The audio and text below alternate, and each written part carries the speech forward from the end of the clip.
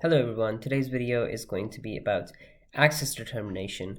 So we're going to dive right in. So first off, we're going to start off by making three different hearts with varying anatomy, and you can see right here. Axis determination is quite important in the ECG, and you'll understand why in a couple of seconds. So this is supposed to be how a normal current flows through a heart. This is current flowing majority of the time towards the left, and this is towards the right. Essentially, this is going to be normal axis, this is going to be leftward axis, and this is going to be rightward axis. Now, what I'm talking about is basically where the net current of the heart is flowing towards. With left axis deviation, you're looking at differentials such as hypertrophic obstructive cardiomyopathy, dilated cardiomyopathy, and left ventricular heart hypertrophy. With right axis deviation, you're looking at pulmonary diseases, acute pulmonary embolism, and right ventricular hypertrophy. Remember that a horizontal heart will have a leftward axis and a vertical heart will have a rightward axis. Essentially, we're only talking about the net direction of current through the heart. Now, the axis basically depends on the hexaaxial diagram, and we are going to make all of those leads. So this is lead 1, this is lead 3, and next up we're going to make lead 2. And next we're going to make a central electrode. Downwards we have AVF, and then we've got AVL, and then we've got AVR. And then we're going to draw the opposite extensions of the augmented limb leads just to complete the hexaaxial diagram. So this is an extension of AVF, of AVL, and of AVR. And we're going to label this by starting at 0 and adding 30 degrees positively. So 30, 60, 90, 120, 150, and 180 positive degrees. If you go in a similar manner in the opposite direction, it's going to be minus 30, minus 60, all the way to minus 180 degrees. Now, anything from minus 30 all the way to plus 90 degrees is going to be a normal axis. This is what depicts normal depolarization of the heart in those degrees. Anything from plus 90 to plus 180 is right axis deviation.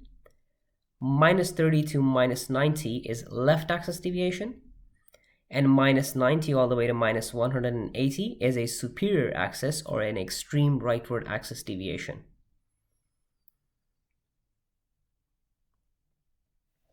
Now, the first method to calculate axis is the two-lead method.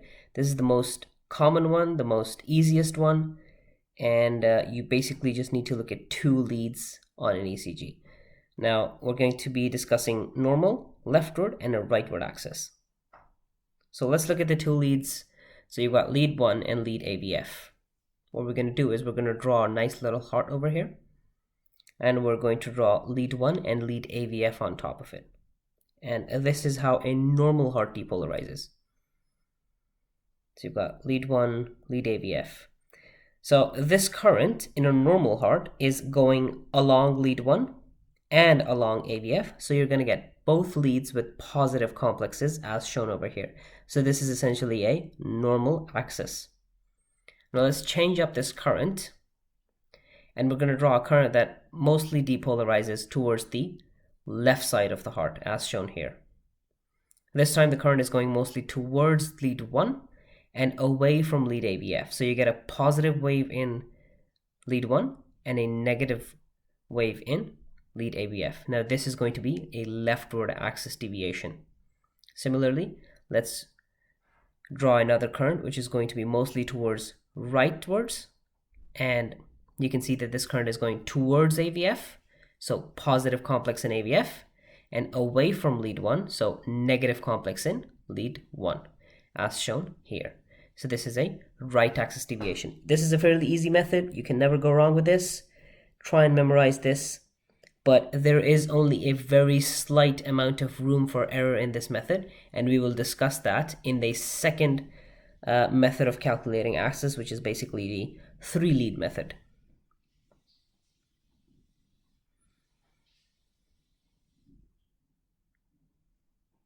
Now, the three-lead method basically looks at one AVF, and additionally, it looks at lead 2.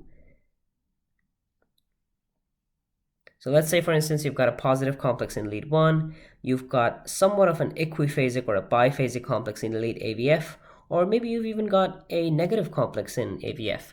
You're very right to call this left axis deviation, but if you know the 3-lead method, you can make sure that this is either pathologic left axis deviation or a physiologic left axis deviation. And I'll tell you what I mean by that. So if we go back to the hexaaxial diagram, you can see that this portion right here, 0 to minus 30 degrees, this is physiologic left axis deviation. This is allowed. This is a normal axis.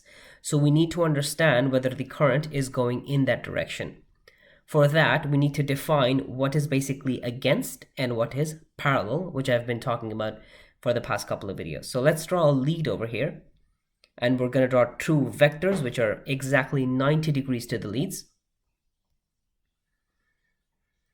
Now, any current that is basically within 90 degrees of the lead, even if it's here, here, or here, this is termed as parallel to the lead. So it's going to give us a positive complex. But any current that basically crosses beyond the 90-degree lead, it's against. So even if it's here or here, it's basically against, and you're going to get a negative complex.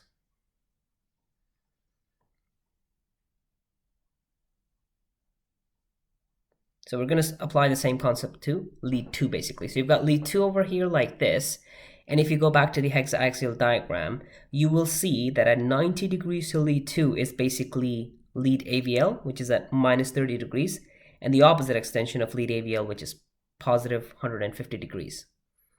So we can tell that if the current does not cross that 90-degree border, which is like this, it's going to be a positive complex in lead 2. But if it does cross that 90-degree border, which is shown in gray over here like this, it's going to be a negative complex. So essentially, after looking at lead 1 and lead AVF, you are supposed to look at lead 2.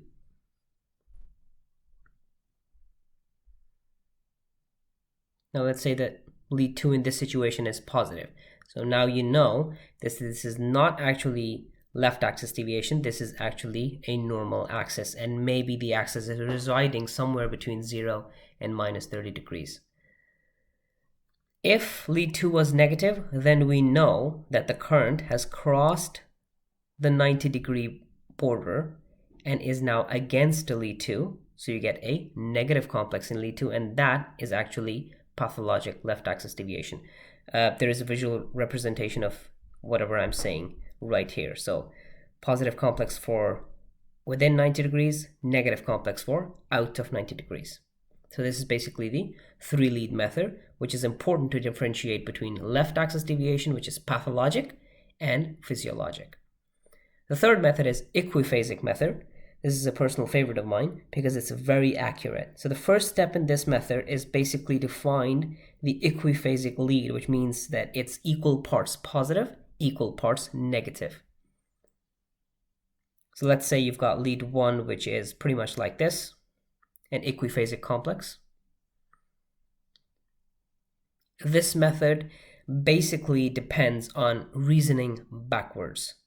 So we're going to draw a lead 1 over here, and if the complex is equiphasic, which means that the current is flowing exactly perpendicular to the direction of the lead. So it's either like this or like this, but we don't know whether it's upwards or downwards. So what we're going to do as the next step is we're going to find out the most positive leads in that ECG. So let's say if we look at the rest of the ECG, the lead AVL is pretty much negative, lead AVF is pretty much positive, and you've got lead 2, which is pretty much positive as well.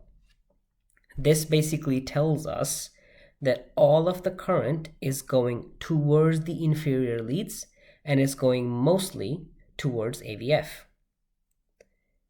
So equiphasic shows us that it's perpendicular to lead 1, and current flowing towards AVF shows us that it's towards AVF and not superiorly. So this means that this axis is plus 90 degrees, and this is a very accurate estimation of axis.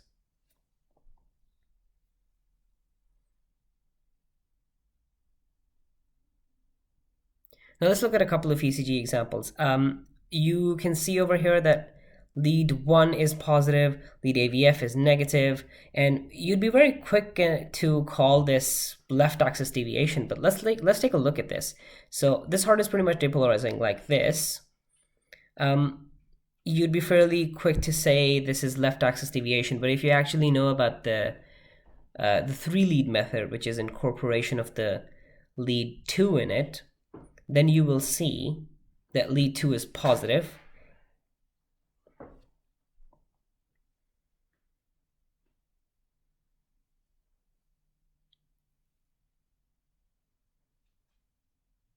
So you've got lead 2 over here, which is pretty much positive, which means that the current has not crossed the 90 degrees border for lead 2, which basically means that this is physiologic left axis deviation. It's a normal axis and not a left axis.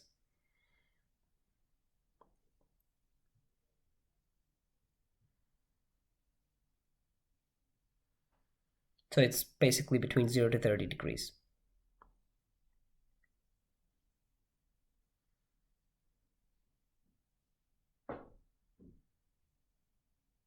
Now the next ECG is showing us a pretty much biphasic complex in lead 1. Let's see what we can do about this. So you've got a biphasic complex lead 1, which means that the current is basically directed 90 degrees to lead 1. It could be superior, it could be inferior. Now we need to find out the most positive complexes. So you can see lead 2, lead 3, lead AVF are pretty much complex, positive, and you can see that the current is flowing away from lead AVL, which means that all of the current is directed 90 degrees. So this is the normal axis and the degrees is plus 90 degrees.